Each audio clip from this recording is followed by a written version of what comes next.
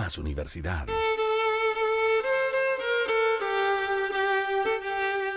Radio Universidad Austral de Chile. En Radio Universidad Austral de Chile presentamos República de los Ríos.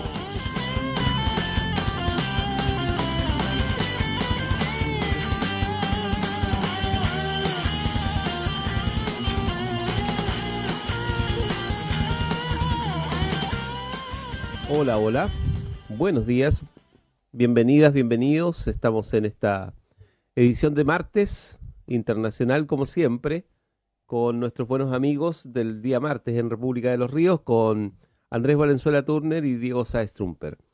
Ya están con nosotros. Andrés, ¿cómo estás? Buenos días, Víctor. Bien, gracias. ¿Qué tal tú? Bien, acá estamos, viviendo el desconfinamiento. Nos vamos a estar encontrando seguro en algún rato y ya se están programando actividades, o sea, llama la atención eso en todo caso, o sea, yo no alcancé a decirles eso, pero ya hay mucha actividad que se está pensando en vivo, pero siempre con los resguardos estos del aforo de 25% y esas cosas, pero en la práctica, ya que está todo el mundo en la calle, parece que se terminó por instalar la idea de que hay desconfinamiento. Mm, Así que ahí nos veremos. Y está Diego Sáez en Barcelona. ¿Cómo estás, Diego? Aquí, nosotros ya desconfinados hace tiempo ya, con algunos rebrotes, pero justo hoy veía al presidente del gobierno, Pedro Sánchez, compareciendo, llamando un poco a la calma y tratando de decir que los números crezcan ahora, que los números de ahora no son comparables con los números de marzo, básicamente porque se está midiendo mucho más y también se sabe mucho más qué hacer en los casos de contagio, pero de todas formas aquí hay bastante expectación, nerviosismo se podría decir también, porque aquí ahora estamos en vacaciones, digamos, este es como el periodo equivalente a febrero en Chile, y en una semana, dependiendo del lugar, entre 1 y 3 semanas más, empiezan los colegios y ahí no se sabe muy bien qué es lo que va a pasar, digamos, se va a experimentar básicamente. Y empiezan los colegios normalmente, o sea, no es que partan de a poco. Acá las competencias de educación están transferidas a las comunidades autónomas, es decir, que cada parte de España, Cataluña, Madrid, País Vasco, cada uno lo hace de una manera distinta. Madrid anunció recién que iba a postergar un par de semanas el inicio de las clases porque iba a contratar más profesores. Aquí hay todo este tema de los gobiernos locales, aquí siempre genera bastante polémica porque tanto las competencias de salud como las de la educación dependen de las comunidades autónomas, ¿no? Y se habían transferido una serie de recursos y habían comunidades como la de Madrid que no habían contratado, por ejemplo, ni docentes con los recursos de educación, ni rastreadores con los recursos de salud. Claro. Y ahora dicen que lo estarían implementando, pero va a ser distinto en cada lado, así que va a dar para ver muchos experimentos cómo funciona cada uno, básicamente. Bueno, eso es. Y el fantasma este de la crisis interna del gobierno, de la relación entre Sánchez y Podemos y todo eso, no, finalmente era una pantalla comunicacional de la derecha, ¿qué era? ¿O hay algo de eso? Bueno, nunca se sabe, pero hoy por lo menos salió Sánchez a decir que respaldaba completamente a Unidas Podemos y particularmente a Pablo Iglesias por las acusaciones que han recibido de corrupción. Hay que decir que estas acusaciones de corrupción son bastante absurdas, digamos. O sea, la persona que está denunciando es un ex abogado de Podemos que no está diciendo que mientras trabajaba en Podemos escuchó que se hacían algunos malos manejos del dinero, y esto ha sido inflado por los medios de guerrilla que tiene la derecha. Así que en esas acusaciones en particular no parecerían tener mucho sustento, y esta creo que es la sexta vez que se intenta hacer una cosa parecida con Podemos, lo cual no quiere decir, yo no estoy poniendo las manos al fuego por Podemos, pero por lo menos estas acusaciones son bastante burdas, así que de crisis interior del gobierno se ha intentado, pero no se ha visto. Lo que sí va a suceder es que en septiembre se tienen que discutir los presupuestos. Hay que recordar que este gobierno aquí en España tiene como 6, 7, no, tiene como 10 meses ya. Y con la pandemia no se le confunden un poco las fechas. Y todavía está gobernando con los presupuestos anteriores. O sea, aquí la repartición del dinero está hecha por el gobierno de Rajoy todavía. Entonces, cuando en la discusión anterior que hubo de los presupuestos fue cuando la pelea con Cataluña provocó que Esquerra Republicana de Cataluña quitara su apoyo al gobierno, y eso hizo que hubiese elecciones de nuevo, que fue cuando entró Podemos. Así que ahora se va a volver a negociar y no se sabe muy bien porque bueno, hay muchas cosas cruzadas. O sea, el tema de Cataluña sigue estando ahí y no ha sido resuelto, y siguen habiendo líderes políticos presos, etcétera. Bueno, veamos un poco más cómo ha estado este escenario, porque además en Europa está el tema todavía negociándose el Brexit y no llegan a acuerdo, ¿ah?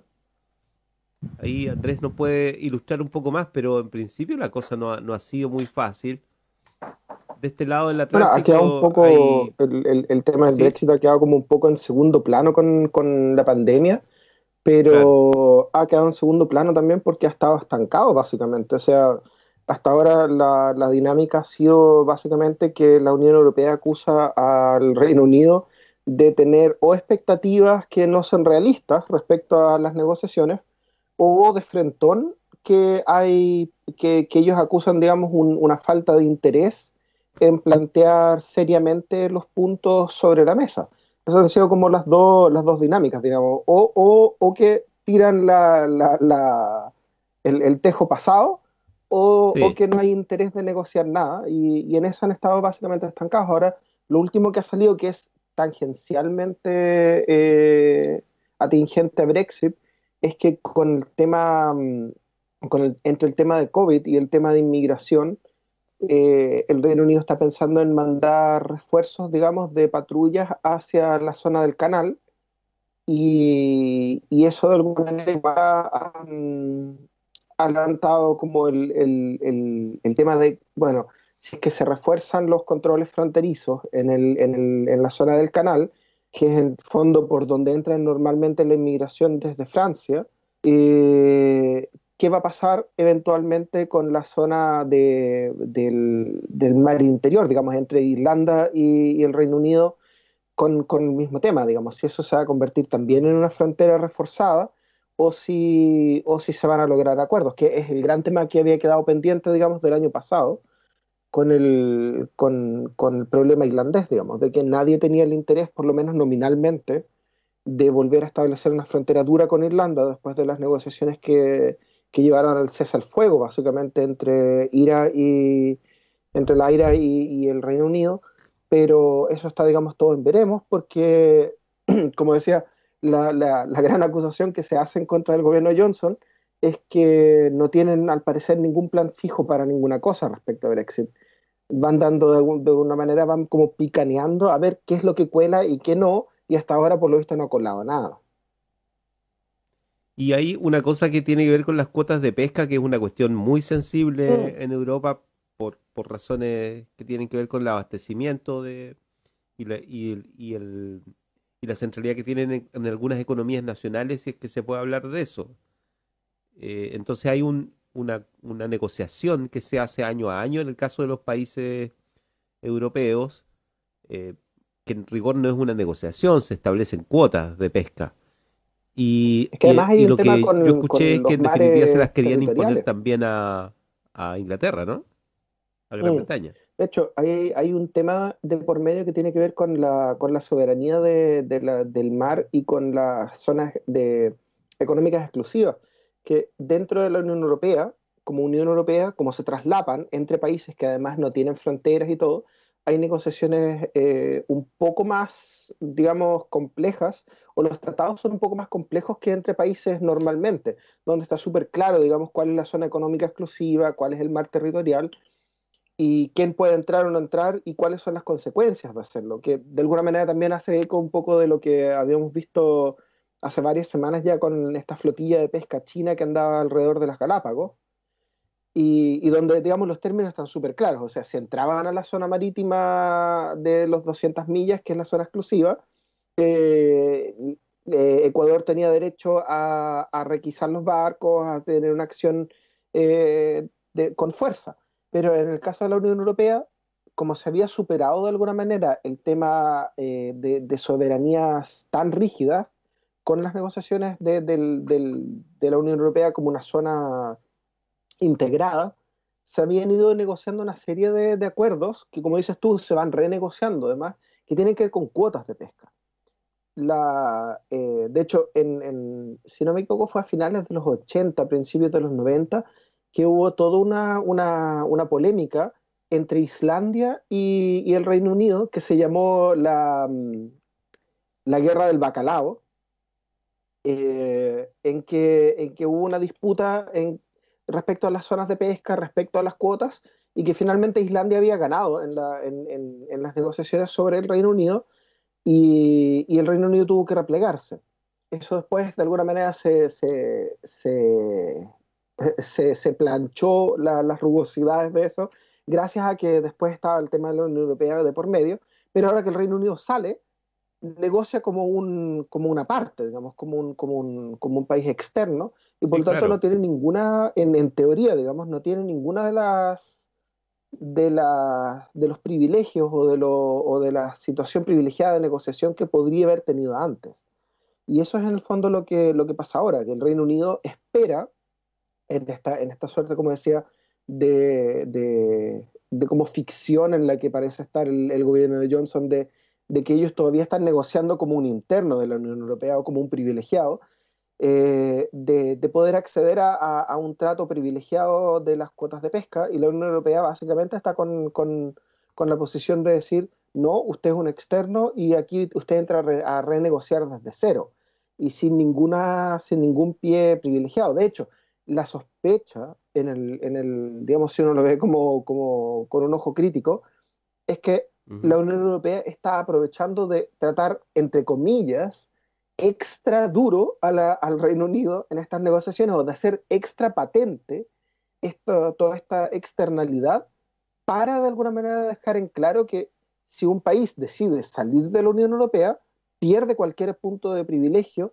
y aunque digamos en el discurso público la Unión habla siempre de esto de querer permanecer en buenos términos con el Reino Unido y que esperamos que no se alejen y bla, bla, bla, en la práctica hay una posición, digamos, hay una tendencia a ser bastante duros con el Reino Unido, que justamente yo creo que tiene que ver con usarlos de ejemplo frente a casos futuros de desgranada de choclo, digamos, por decirlo coloquialmente. Bueno, eso en Europa además está el tema de Bielorrusia todavía en marcha. Eh, no ha- Esto ya es un levantamiento y es una situación mucho más histórica, digamos, una crisis histórica. No sé cómo lo han visto ustedes, pero en principio yo estaba viendo la cronología de hechos de cómo esto se venía aguantando, digamos, durante años, y a estas alturas ya en la práctica no se espera, digamos, soluciones, digamos, ¿no? O sea, hay fuerza militar, o sea, de por medio, se ha convocado a los reservistas, o sea, parece que estamos a puertas de noticias respecto de Bielorrusia que podrían modificar el mapa geopolítico allí al lado de Ucrania, Ucrania-Polonia, digamos, ¿no? Allí está, eso por un lado. Después nos moveremos hacia las elecciones norteamericanas también, quizás. No sé si les parece, digamos. Diego.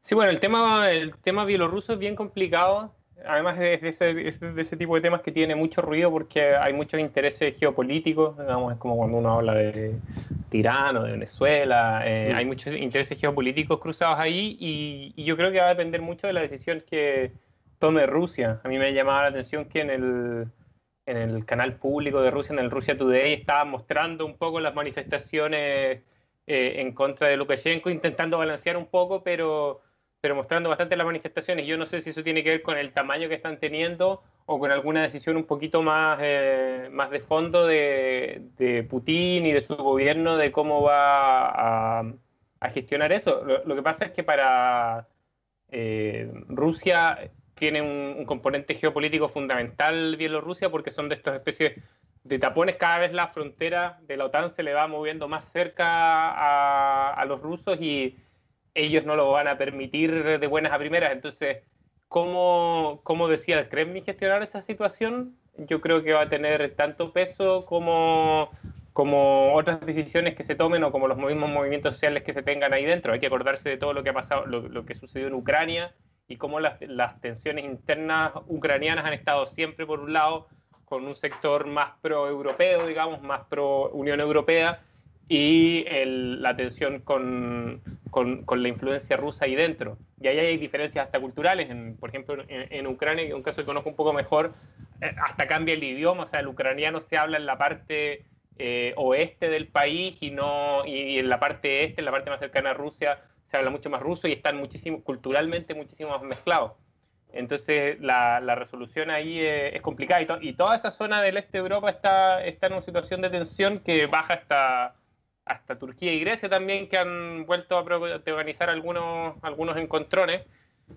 Por lo poco que pude recabar al respecto, tiene que ver en estos momentos con una discusión sobre unas reservas de gas que habría encontrado Turquía y que los chipriotas, hay que recordar que Chipre es una isla de mayoría griega, pero que está dividida en dos hace ya no sé cuántos años, creo que varias décadas, desde el gobierno de Makarios, después, digamos, desde la caída del gobierno de Makarios, y donde básicamente los turcos reclaman digamos, ellos están mucho más cerca que Grecia. El gobierno independiente chipriota digamos, habla en griego, es culturalmente cercano a Grecia, pero ahí hay toda una tensión de lo que estaba relacionado ya con la guerra en Siria, o sea, con una serie de canales que se quieren hacer, y lo relaciono con lo de Rusia porque tiene que ver con la presencia de gas en esa zona. Hay que recordar que todavía Europa depende muchísimo del gas ruso para una serie de, digamos, el suministro energético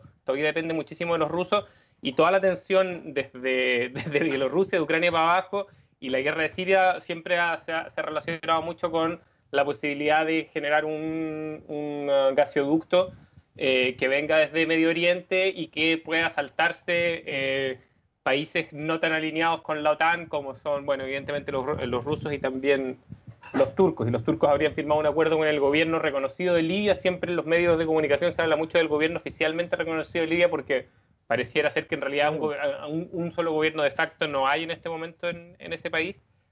Entonces, una zona que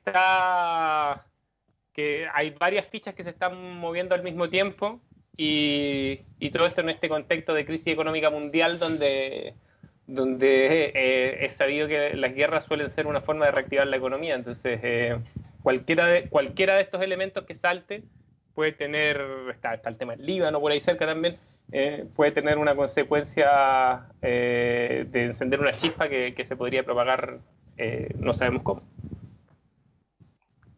Claro, además estaba viendo que en Bielorrusia se va a usar la vacuna rusa, de hecho, y de hecho es el primer país en que se va a proveer ya. O sea, de todos modos hay una situación allí que es de relaciones estrechas, digamos, no es que no las haya, o que vaya a haber un cambio en esas relaciones, y se está endureciendo la situación ahí. Yo, claro, quería ir a lo de Norteamérica, pero quizá esto se ha hablado un poco, digamos, la última semana, el tema de que en distintos lugares han habido disturbios por distintas razones. De hecho, en Estados Unidos hay de nuevo casos de violencia policial que han desatado manifestaciones, y eso está en curso, o sea, sigue sucediendo. Pero me llamaba la atención el otro día a propósito de que se jugó la Champions League del fútbol europeo, que es el gran campeonato del mundo, pero se jugó sin público, etcétera, en Lisboa, y sin embargo hubo fuertes disturbios después del partido en París, porque el Paris Saint-Germain perdió el partido, pero obviamente no tenía que ver con solo el partido, ¿no? pero hubo quema de automóviles, o sea, y todo esto en París, digamos, no es que, o sea, es muy fácil encender una chispa en este minuto. ¿Andrés? Bueno, yo creo que eso tiene mucho que ver con la presión acumulada.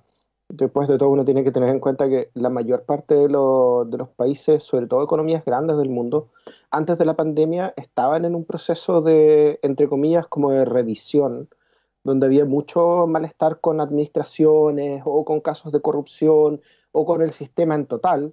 Incluso lo vemos en economías que no son tan grandes como en el caso de Chile, que estaba en octubre con un estallido social, digamos, multisectorial, donde no era una sola protesta con respecto a una cosa. Uno ve como en Estados Unidos estaba estallando el tema, como dices tú, el tema racial, está reventando por todos lados. En Francia se está reactivando todo el movimiento de los chalecos amarillos y, digamos, suma y sigue, viene la pandemia, todo eso se pone de alguna manera bajo una olla de presión. Finalmente no es que se le baje la intensidad, sino que se baja, se quitan los canales de expresión de eso. Y yo creo que el tema de Francia que dices tú tiene mucho que ver con eso, con que al final las cosas por algún lado revientan y si hay en algún momento un hecho que aparentemente puede estar desconectado, finalmente eso hace que reviente. Lo vimos hace algunas semanas con el tema, por ejemplo, de Israel, donde la administración de Netanyahu ha tenido constantemente oposición, han habido manifestaciones masivas que han tratado de guardar distancia y todo, pero no se ha apagado. Digamos, esta esperanza de muchos gobiernos y de muchas administraciones de que gracias a la pandemia se iba a diluir las protestas en Hong Kong, en Chile, en Israel, etcétera, no ha sido tal, digamos, ha sido quizá al contrario, ha fomentado el hecho de que la gente sienta aún mayor presión porque no hay una vía de escape del malestar. Ahora, antes de pasar a lo que tú decías de Estados Unidos también, Víctor, agregar a lo que comentaba Diego con respecto a Bielorrusia, que es interesante, lo estábamos comentando justo antes de que saliéramos al aire, el tema de que hasta ahora había sido interesante que ni la Unión Europea ni el gobierno ruso, digamos, básicamente Putin, se habían pronunciado mucho respecto a Bielorrusia, digamos, por ejemplo, habían sido bien ambiguos. La Unión Europea había cuestionado hasta ahora las elecciones, pero no había llamado a nada en particular, y por el lado ruso habían cuestionado harto, por ejemplo, si es que Rusia iba a prestar ayuda militar a Bielorrusia.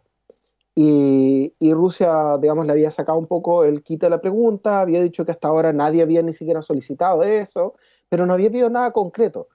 Y ahora, por ejemplo, la Unión Europea finalmente hace una declaración pública en que condenan las elecciones como básicamente elecciones fraudulentas, que no habían sido ni libres ni justas, eh, y, mm, pero tampoco hacen un llamado a repetir elecciones. Lo que hace la Unión Europea ahora es hacer un llamado a solucionar la situación.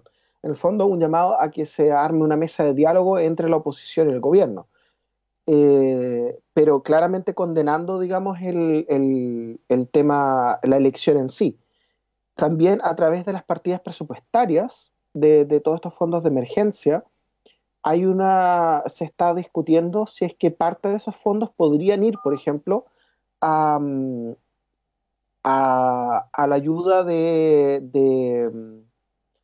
digamos, a solventar un poco la situación política, por ejemplo, al financiamiento de prensa independiente, que en este momento en Bielorrusia llegó la semana pasada, por ejemplo, a haber un boicot de parte de la prensa oficial, digamos, de los canales oficiales. Muchos periodistas no salieron al aire, por ejemplo, en los canales de televisión, aludiendo a que si no podían hacer su pega libremente, preferían no hacer su pega. Y eso viniendo de canal oficial, digamos, no de una prensa opositora. Entonces, todo eso se ha ido, digamos, confabulando un poco para quitarle el piso a Lukashenko. Y el mismo tema de que Rusia ha evitado pronunciarse demasiado abiertamente respecto a este tema, también ha dado a entender que, al menos al parecer, Rusia está esperando qué pasa y qué cartas de negociación tiene para apoyar o no apoyar a Lukashenko y de qué manera apoyarlo o no apoyarlo. Y ahí viene un componente interesante que podría precipitar una decisión de parte de Rusia respecto a esto, que es el caso de Alexei Navalny, que es un periodista opositor ruso que ha llevado durante ya más de una década todo un proceso de oposición no desde la trinchera netamente política, sino que desde la información, levantando una serie de grandes reportajes, digamos, grandes dossiers respecto a la corrupción en Rusia, sobre todo a la corrupción en el sector de energía, que es digamos, la gran industria rusa, donde están los grandes magnates, donde están todos estos oligarcas que le dan finalmente el pilar económico a Putin. Y este periodista durante décadas ha ido investigando y exponiendo casos de corrupción, e incluso tiene una fundación, que es una fundación que se dedica a investigar corrupción en Rusia, etc. Y hace un par de días nomás, en un viaje a Moscú, el tipo en el vuelo se desploma, cae en coma y queda hospitalizado en una ciudad en Siberia, de donde él venía. Y el punto es que habían sospechas de que había sido envenenado. Finalmente logran que el tipo lo lleven a Alemania para tratamiento, y en Alemania acaban de confirmar de que efectivamente el tipo fue envenenado.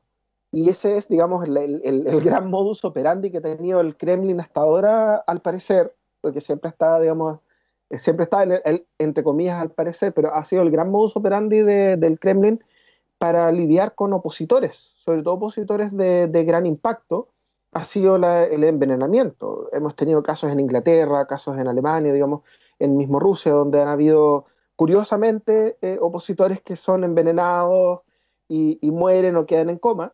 Entonces surge esta nueva crítica, digamos, donde otro opositor de perfil, de alto perfil, es envenenado en situaciones extrañas, y esto podría precipitar que Rusia, digamos, para no entrar en conflicto directo con la Unión Europea, decida de alguna manera sacrificar a Lukashenko o mediar, digamos, de alguna manera votar a Lukashenko por otro que sea un poco menos Lukashenko, pero relativamente cercano a Rusia.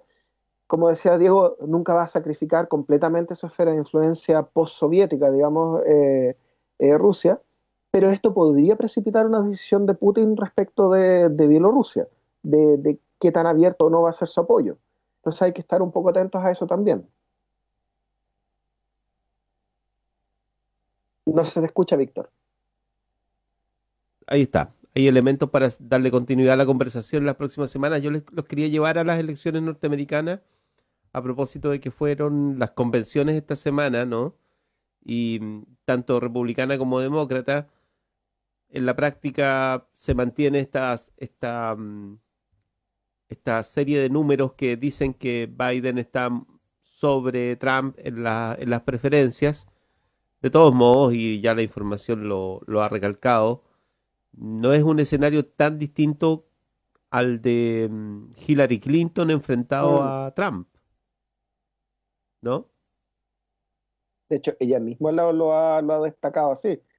En la convención, digamos, la intervención que hace Hillary Clinton, claro, ella habla de no bajar la guardia, digamos, porque ella dice, podría Biden ganar por 3 millones más de votos y perder la presidencia, como me pasó a mí, digamos, ella explícitamente lo dice. Sí, hay que recordar que el sistema norteamericano es votación indirecta, digamos, así que no... De hecho, las estrategias electorales en estos momentos están, y en estos escenarios suelen centrarse en lo que los gringos llaman los swing states, los estados que cambian. Digamos, hay estados que son tradicionalmente republicanos, hay otros estados que son tradicionalmente demócratas, y Trump está enfocado más que en una cosa de cantidad de votos, es de sacar los votos correctos. De todas maneras, yo creo que es importante remarcar una cosa que ha salido inclusive hasta en el Mercurio, así por poner como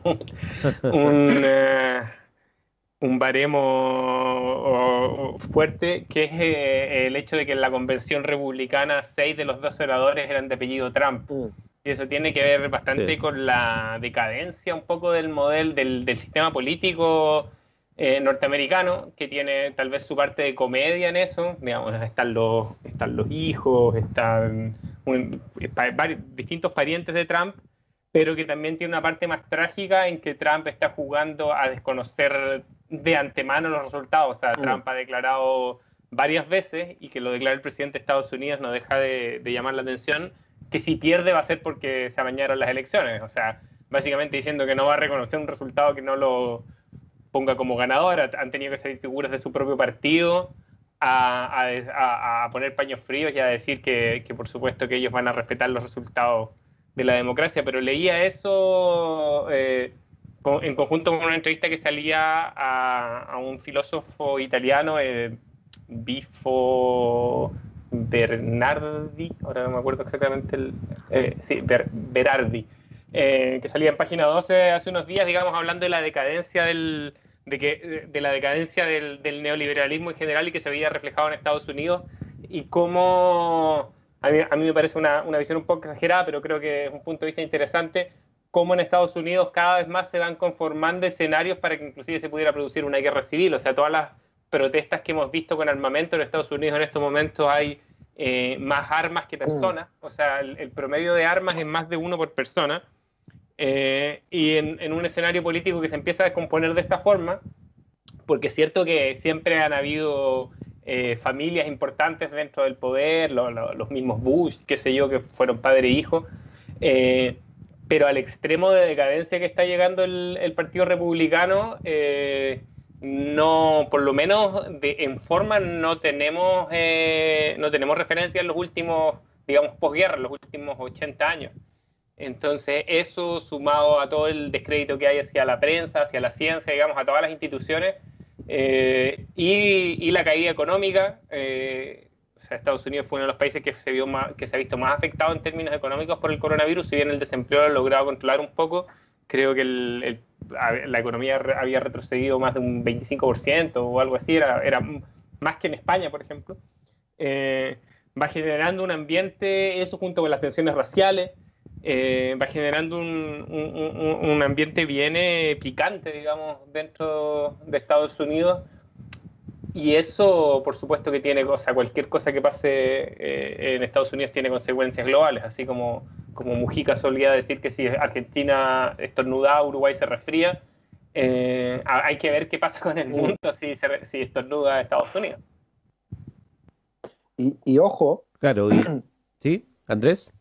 No, y ojo, porque ahí hay un tema de por medio que tiene que ver, yo creo, con que Estados Unidos históricamente se confabulan dos cosas para darle un cierto punto como de apoyo a la hipótesis de Diego, digamos, de que esto puede escalar a algo mucho mayor, y que tiene que ver con que Estados Unidos, por un lado, no tiene ninguna experiencia con una política más tóxica, menos ética, menos institucional, como la de Trump, por ejemplo, que hace un llamado intrínseco, digamos. Él hace esta estrategia del silbato de perro, del dog whistle, en que él no dice voy a desconocer las elecciones, pero deja preparado a su electorado duro para actuar como eso. Digamos, él no dice no voy a reconocer las elecciones, pero todo su electorado entiende que eso es lo que tienen que hacer en caso de perder, digamos. En caso de que Trump pierda, todo ese electorado, digamos, WASP, duro que tiene, el blanco anglosajón protestante tradicional norteamericano, con estos ribetes raciales, con un ribete conservador, etcétera, va a actuar como si el llamado hubiese sido explícito. Entonces, por un lado está eso, que en la historia norteamericana rara vez se ha visto un político que haga uso de ese tipo de herramientas así de fuertemente. Por lo tanto, no hay una preparación cultural para enfrentar un escenario así, un escenario donde se pasa a llevar la institucionalidad, donde se pasa a llevar la tradición, digamos, republicana, no en el sentido del partido, sino en el sentido de política. Y por otro lado, está esta característica norteamericana que digamos, ha sido estudiada mucho desde la teoría política, desde la antropología, desde la sociología, que es el excepcionalismo norteamericano, donde Estados Unidos se percibe a sí mismo siempre como una excepción a la norma, como el país que es siempre excepción. Si los otros son corruptos, nosotros somos probos. Si los otros son desunidos, nosotros somos una nación unificada bajo la bandera. etcétera, etcétera. Siempre está esa percepción de que ellos son diferentes al resto. Y en este momento, cuando ellos están actuando, entre comillas, bananeramente, cabe preguntarse cómo va a lidiar un país que no está acostumbrado a lidiar con eso. Y un atisbo de eso lo hemos visto en cómo se lidia con el estallido social, racial que han tenido, digamos, donde no han sido capaces de abrir diálogo, no han sido capaces de hacer reformas, no han sido capaces de enfrentarlo de una manera que no sea con represión, que es lo que ellos siempre han recriminado al resto del mundo, digamos, donde ellos miran a Latinoamérica, miran al sudeste asiático, miran al este europeo y dicen, ellos reprimen las protestas, ellos no abren el diálogo, ellos no reconocen las reformas, ellos son corruptos, y cuando les toca a ellos, digamos, actúan exactamente igual. Y eso habla de una falta de preparación para lidiar con el escenario actual, que si es que se da este escenario donde Trump pierde y hay un estallido, digamos, de no reconocimiento por parte de una buena parte de los estadounidenses, que además están altamente armados, tienen una cultura reaccionaria, cabe preguntarse cuánto puede escalar. O sea, no es menor la pregunta que plantea Diego en este caso. Y el hecho de que todavía no está definido, porque lo decide cada estado, pero que haya voto por correo y que ese voto pueda ser universal, o sea, que no haya una necesidad especial para tener que votar por correo, O sea, es eso ha una sido discusión toda que una cada estado va a polémica, de hecho. resolver, pero eso podría alargar el periodo de los resultados, digamos, y eso alimenta un poco este escenario, ¿no? Y no solo esa parte, digamos, porque por un lado está el tema de que el voto a distancia, sobre todo cuando es vía correo, alarga el periodo y genera estas incertidumbres donde alguien puede decir, con estos números me doy por ganador, y resulta que después los números cambian. Además, eso se presta para que Trump, y él, digamos, también lo ha incluido en sus discursos estos de silbato de perro, que él dice que ese sistema va a prestarse para fraude electoral en su contra, y de hecho él ha hecho todo lo posible por enturbiar esas aguas lo más posible, a tal nivel que él está básicamente matando el sistema de correo norteamericano a priori para generar toda una polémica en torno a eso. En las últimas semanas, prácticamente un mes lleva ya con esto o más,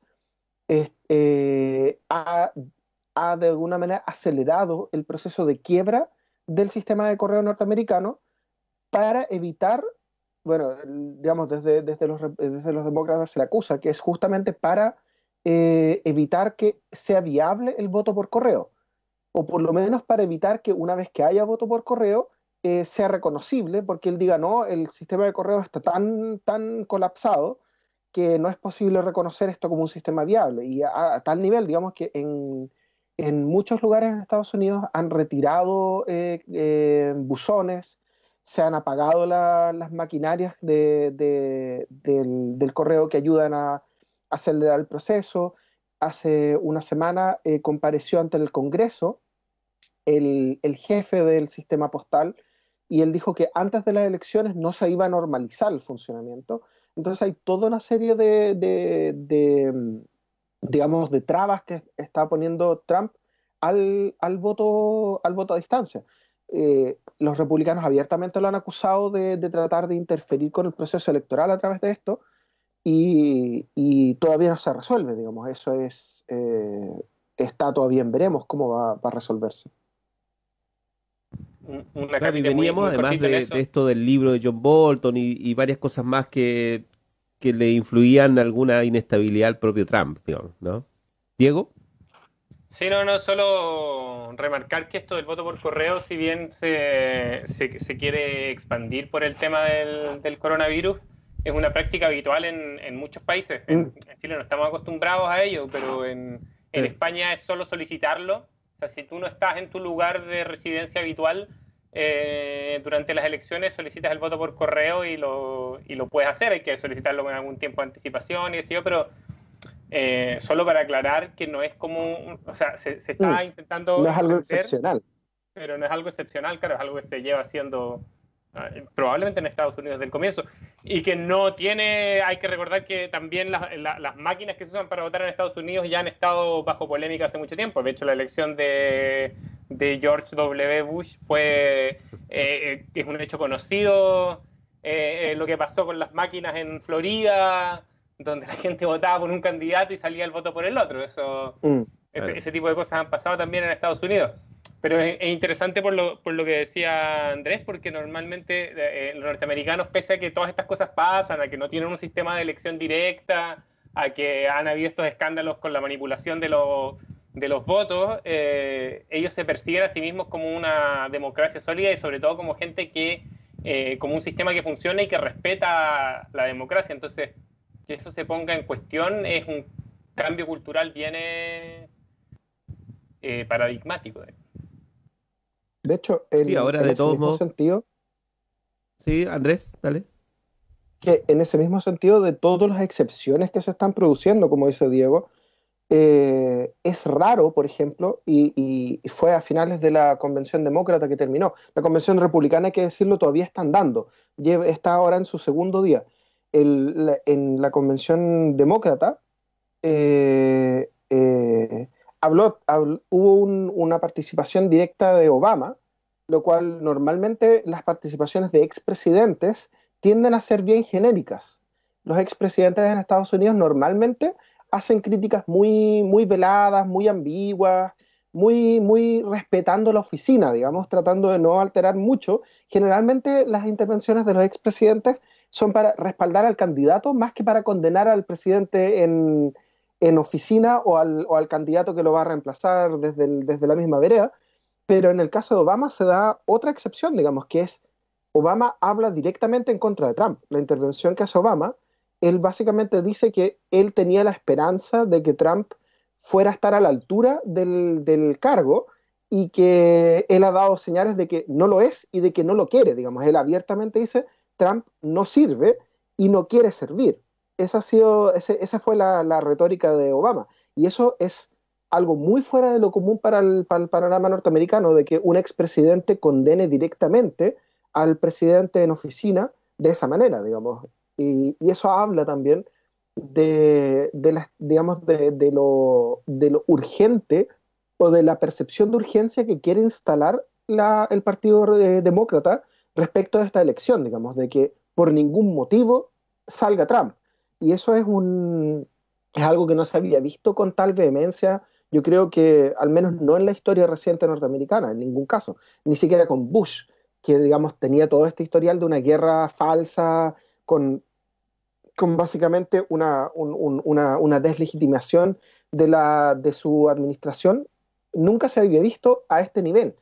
Y eso habla de este escenario que indica Diego, digamos, de que estamos en una situación muy excepcional.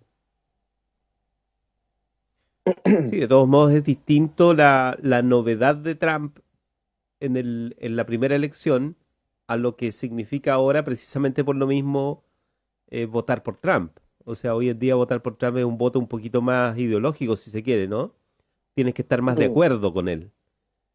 Hace 4 años no era así, digamos. O sea, la gente podía votar por Trump porque le parecía que había que poner fin no sé, al liberalismo, digamos, progresista, punto, qué sé yo. Da lo Bueno, mismo uno quién de era los el que puntos elegía, grandes de ¿no? la votación de Trump, si recuerdas, Víctor, uno de los grandes puntos de campaña de Trump era que él no era parte del establishment político. Ese fue uno de los caballos de batalla que lo llevó a la Casa Blanca, digamos, que él decía, yo no pertenezco al establishment, por lo tanto yo no soy corrupto como ellos y yo vengo a limpiar la casa. Él hablaba de esto de drenar el pantano.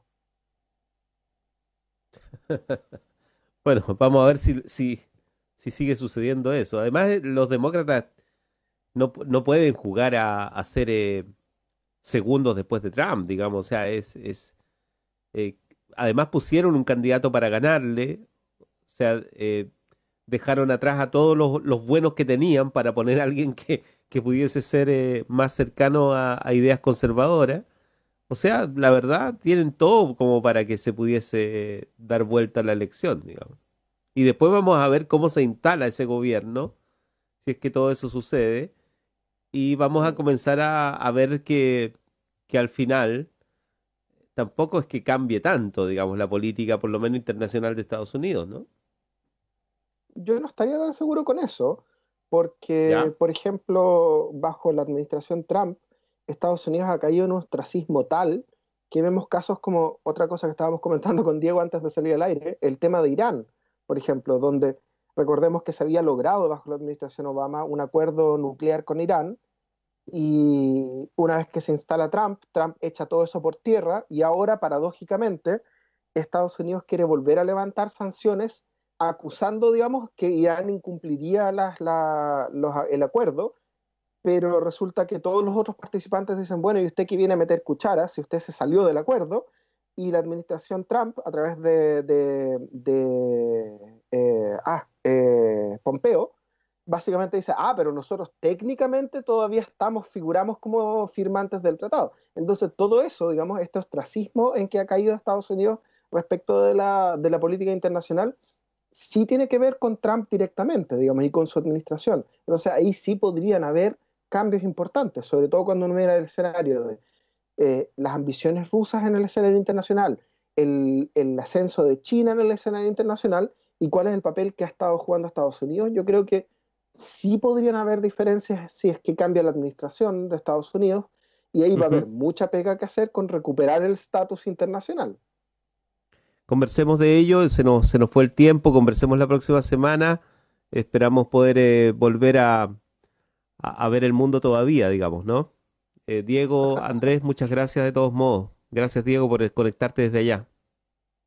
Esperemos volver a ver el mundo la próxima semana. Ya pues. Ojalá. Y seguir acá todos. Nos vemos, un abrazo, que estén muy bien. Cuídense. Ahí está el República de hoy en este espacio internacional. Ya viene, por supuesto, la programación habitual de la radio de la Universidad Austral de Chile. Nos despedimos. Chao, chao. En Radio Universidad Austral de Chile hemos presentado República de los Ríos.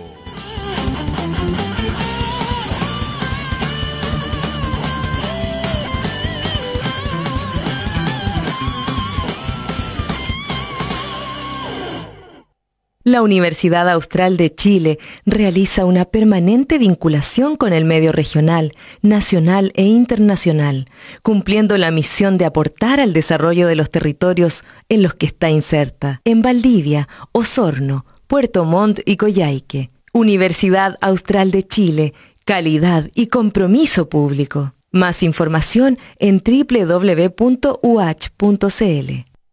Es la hora 10, 4 minutos.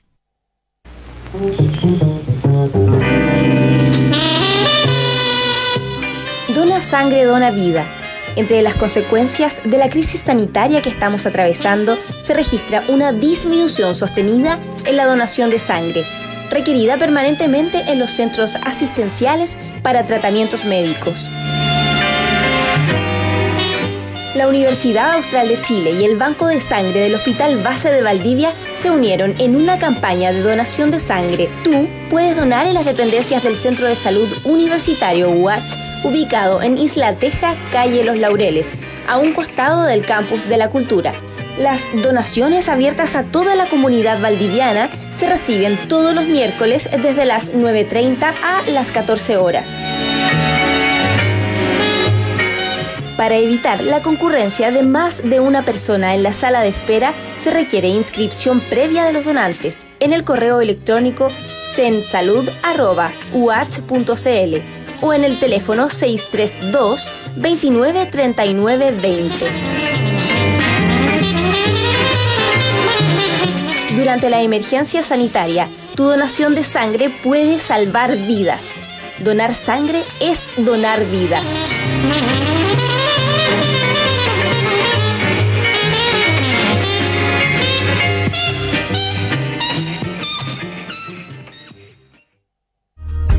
El nuevo escenario social nos pide estar más alertas que nunca. Para muchas mujeres y niñas, la casa puede significar un verdadero peligro. En contexto de crisis, la violencia contra la mujer puede aumentar. No lo permitamos y estemos alerta. El fono gratuito y confidencial 1455 estará disponible las 24 horas del día. Si conoces a alguna mujer en situación de violencia, con pequeñas acciones puedes salvar su vida. El Ministerio de la Mujer y la Equidad de Género, en conjunto con CERNAMEG, mantendrán los canales de atención, orientación y ayuda disponibles durante el periodo de cuarentena. En Los Ríos, el Servicio Nacional de la Mujer y la Equidad de Género te brindará apoyo a través de los 6 centros de la mujer desplegados en la región. Síganos en redes sociales como Radio UH Valdivia en Instagram y Facebook, @Radio UH en Twitter, y visita toda nuestra programación en www.radiouh.cl.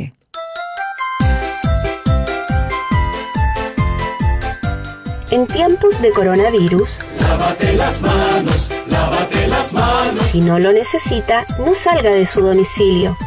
Quédese en casa.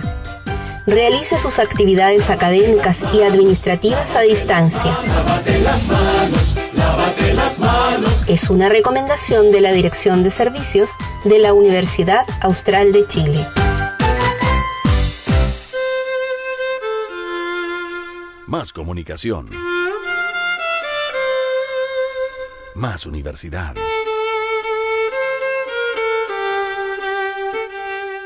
Radio Universidad Austral de Chile. En estos días es importante cuidarnos a nosotros y entre nosotros. Consejos de autocuidado estudiantil para proteger tu salud física y mental y que pueden ayudarte a fortalecer el control de tu vida. Cuida tu cuerpo y tu mente y conéctate con otras personas para beneficio de tu salud mental.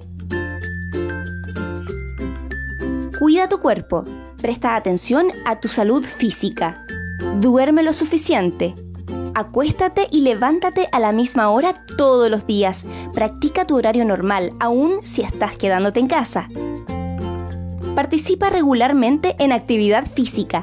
La actividad física regular y el ejercicio pueden ayudar a reducir la ansiedad y mejorar el estado de ánimo. Encuentra una actividad que incluya movimiento como danza o aplicaciones para ejercicio.